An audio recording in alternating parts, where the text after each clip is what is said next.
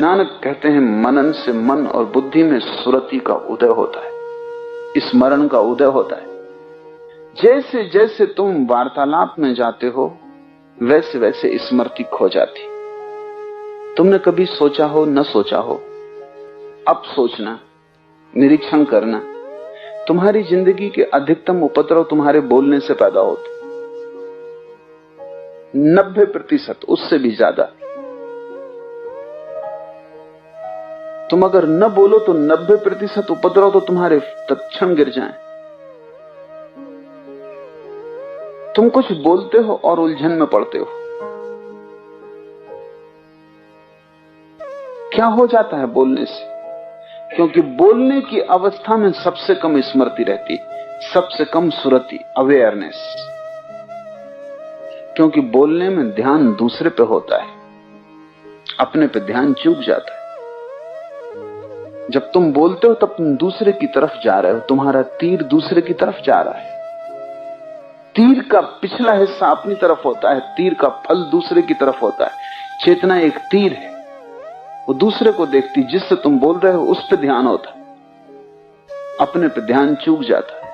और इसलिए उस गैर भान की अवस्था में तुमसे बातें निकल जाती जिनके लिए तुम जिंदगी जन्मों तक पछताते हो। किसी स्त्री से कह बैठे कि मैं तुझे प्रेम करता हूं, ये कभी सोच के भी नहीं गए थे, ये पहले कभी ख्याल भी नहीं आया था। बात बात में बात हो गई, अब फंसे,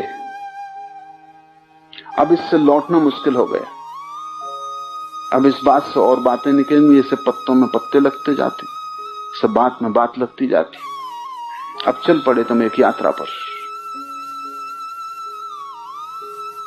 तुमने कभी ख्याल नहीं किया है, ख्याल करोगे तो साफ हो जाएगा कि जीवन के सारी झंझटों की कड़ियां शब्दों से शुरू होती,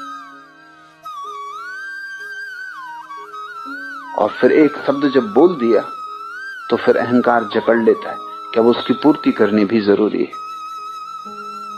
तुम एक स्त्री को प्रेम करते हो, तुम उससे कहते हो जन्म जन्म तुझे प्रेम करूंगा। क्षण का तुम्हें भरोसा नहीं, कल का तुम विश्वास नहीं दिला सकते, कल सुबह क्या होगा कोई जानता नहीं। लेकिन अभी तुम जन्मों जन्मों के लिए बात कह रहे हो। अगर तुम जरा भी होश में हो तो तुम इतना ही कहोगे कि इस क्षण मुझे प्रेम मालूम पड़ता है, कल का क्या पता।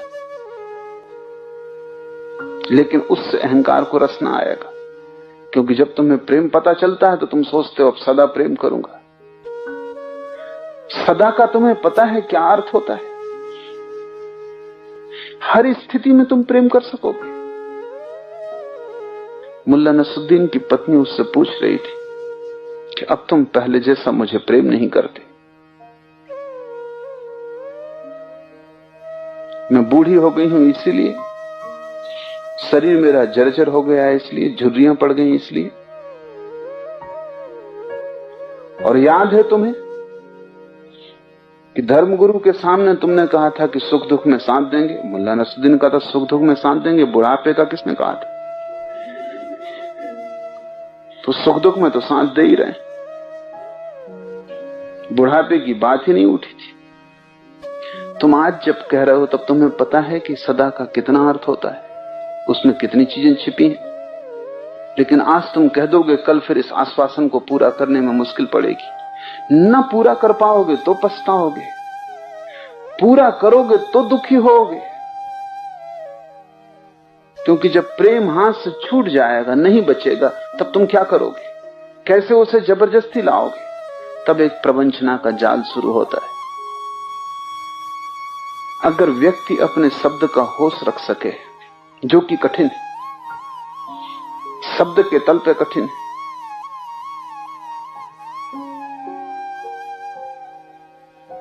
क्योंकि शब्द के तल पर तुम्हारी नजर दूसरे पर है, इसलिए अपना होश तुम कैसे रखोगे? सिर्फ बुद्धों के लिए बोलना ठीक है, क्योंकि उन्होंने अपने जीवन की साधना से 2 फल वाला तीर पैदा कर लिया है। उनके पास ऐसी चेतना है, उसी चेतना का नाम सुरति है। जब तीर में 2 फल है, दूसरे की तरफ, अपने तरफ, जब चेतना दोनों तरफ एक साथ देख पाती, जब चेतना तुम्हें बातचीत करने में खो नहीं जाती, सजग बनी रहती है, बोलने वाला बोलता रहता है, साक्षी भीतर खड़ा रहता, तब एक भी शब्द तुम्हें किसी झंझट में न ले जाएगा, अन्यथा शब्द तुम्हें झंझट में ले जाएंगे। एक सूफी कहानी, गुरु ने 4 शिष्यों को मौन के लिए भेजा। सांझ हो गई, मस्जिद में चारों बैठे, दिया नहीं जलाया किसी ने। नौकर पास से गुजरता था तो एक ने कहा, भाई रात हुई जा रही, दिया जला दे। दूसरे ने कहा, तुम बोल गए, और गुरु ने मना किया था। और तीसरे ने कहा, क्या कर रहे हो, तुम भी बोल गए, गुरु ने मना किया था। और चौथे ने कहा, हम ही ठीक, हम अभी तक नहीं बोले। बोलने में एक विस्मरण है। ये कहानी तुम्हें हंसने जैसी लगती, तुम्हारी ही कहानी है। तुम चुप बैठो तब पता चलेगा कि बोलने का कितना मन होने लगता है। तुम चुप बैठो तब पता चलेगा कि भीतर तुम किस तरह बोलने लगते हो। और बाहर कोई भी बहाना मिल जाए कि सुरती खो जाओगे। कहानी का मतलब क्या है? कहानी का मतलब उन चारों में से किसी को स्मरण न रहा कि हम चुप होने के लिए यहां बैठे। और कहानी का मतलब है कि जब नौकर निकला, पास से दूसरा आया, ध्यान दूसरे पे गया, सुरती चुप गई। नानक कहते हैं, मनन से ही मन और बुद्धि में सुरती उदय होती। सुरती शब्द बड़ा प्यारा है, ये बुद्ध के सम्यक स्मरण से आता है।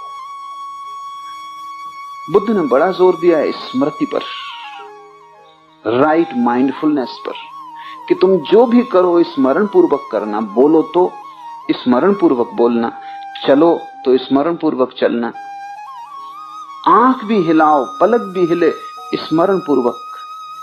होश खो के मत करना कुछ, क्योंकि जो तुम होश खो के करोगे वही पाप, और जो तुम होश खो के करोगे उससे ही तुम अपने से दूर निकलते जाते हो। अपने पास आने की एक ही विधि है, तुम ज्यादा से ज्यादा होश संभालना। कैसी भी परिस्थिति हो, तुम एक चीज मत खोना, सब खो जाने देना, वो है होश। घर में आग लगी हो तो भी तुम होश पूर्वक घर के बाहर निकलना।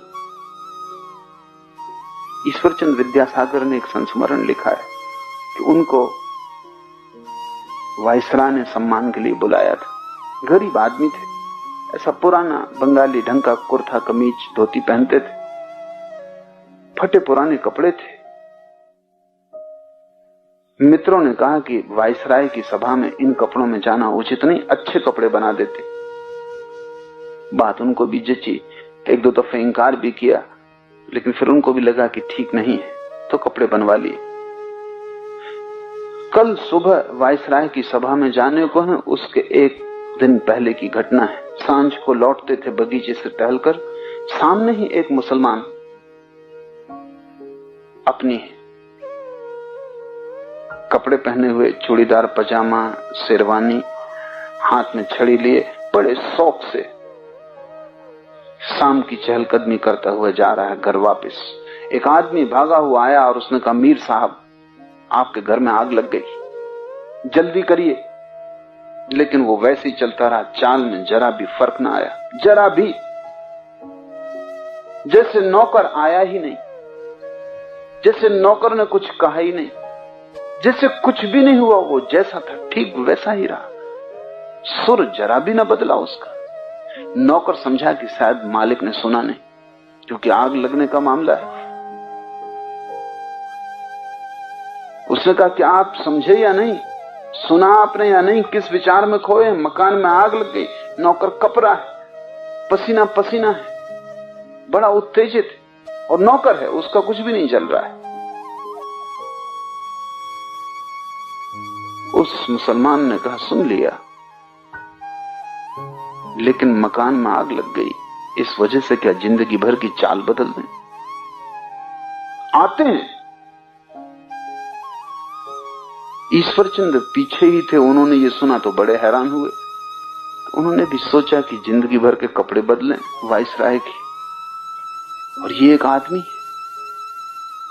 वो वैसे ही तो वो पीछे गए उसके, देखे ये आदमी अनूठा है, वो आदमी वैसे गया जैसे रोज जाता था, वही चाल रही, वही छड़ी का हिलना रहा। घर पहुंच गया, आग लगी है, उसने नौकरों से कह दिया कि बुझाओ, कि बाहर खड़ा रहा, सब इंतजाम कर दिया, लेकिन उस आदमी में रत्ती भर फर्क नहीं है।